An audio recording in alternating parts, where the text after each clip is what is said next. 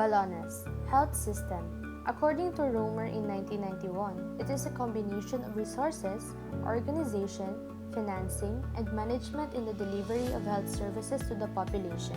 While according to World Health Organization, health system refers to all organizations, institutions, resources, and people whose purpose is to improve health. Next, what are the goals of HIS? First is improving the health of populations. This is actually the overarching goal of a system that is based on equity. And equity means surpassing all prejudice and biases and provides everyone with a full range of opportunity. Next is improving the responsiveness of the health system. When we say responsiveness, it is the provision of quality healthcare with good moral values. And the third goal is providing fair health financing because according to World Health Organization, a good system is where patients can be provided needed services without paying full financial payment. Next, I am Dela Peña. Let's move on to the functions of a health system. First is the health service provision. This is where a health system provides needed health services that ultimately aims to improve health through quality healthcare. This is also the most visible product of the health system. Next is the health service inputs. This basically refers to the generation of essentials, resources for the delivery of healthcare. Third is the stewardship, which is the main responsibility of the government that sets the direction, context, and policy framework for the health system. And the next function is the health financing, which means to raise and pool resources to pay for health services. Under this is the revenue collection, which involves taxes, mandatory payroll, contributions, or personal savings. And the other one is the risk pooling, which aims to distribute risk management to all members.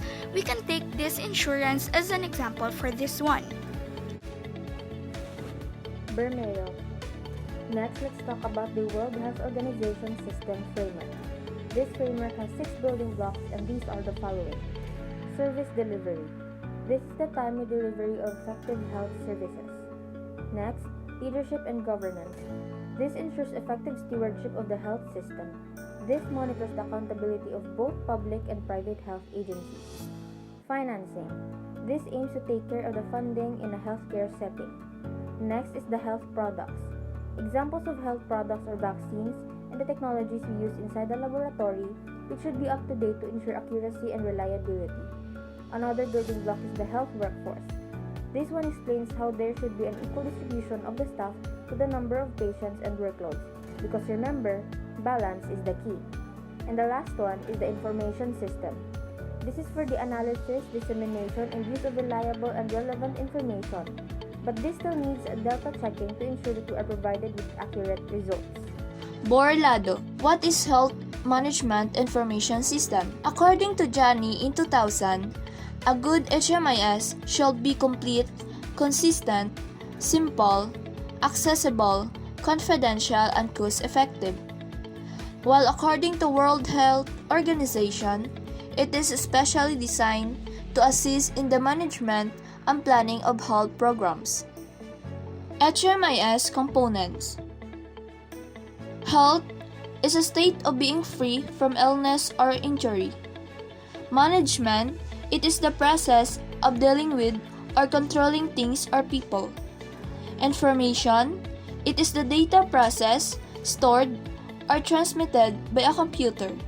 And lastly, system, are the set of things working together as parts of mechanism or an interconnecting network. Let's proceed to the information processing phase. First is the data input. These are the types of calculations that are to be done. Under this is the data acquisition, where it is the process of digitizing data from the world around us so it can be displayed, analyzed, and stored in a computer. And the other one is the data verification, where it is the process of checking data for accuracy. Second part of the information processing phase is the data management, also known as the processing phase.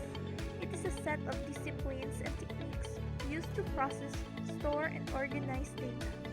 Under this is the data storage, where it holds, deletes, backups, organizes, and secures information. Data classification, where it organizes data by relevant categories, data communication, and lastly, data update, where it backups data or upgrade the software to a newer version. Last part of the phase is the data output. Under this is the data retrieval, or the process and method by which data can be studied, and the data presentation, or the description of the way the data are presented. De Jesus. The functions of a Health Management Information System, or HMIS, includes acquiring client or patient data, scheduling, authorization tracking, billing and accounts receivable management, storing of medical records, and behavioral, organizational, and technical processes of the hospital or health center. This is Dianta speaking. Let's proceed to the LIMS, which is Laboratory Information Management System. This is basically a software that improves the overall workflow by reducing manual tasks and procedures. This allows faster work completion and lesser human errors. Next, let's talk about the functional requirements and features of LIMS.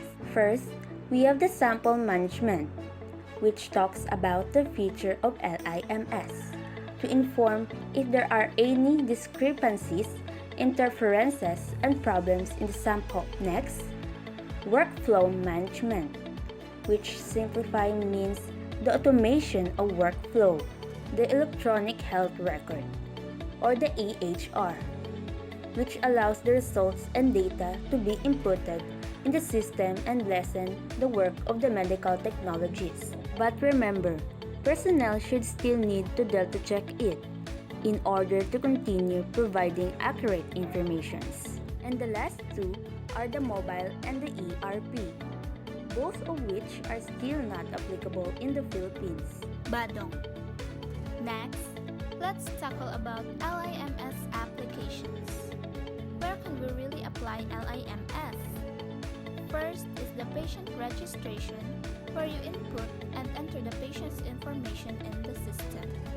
This is also where the data acquisition and data verification comes in. This is where you gather the needed data and check for its accuracy. Next is the billing. And lastly, the accounts receivable. Let's take the US for example. People there can make loans when they try to pay for their bills.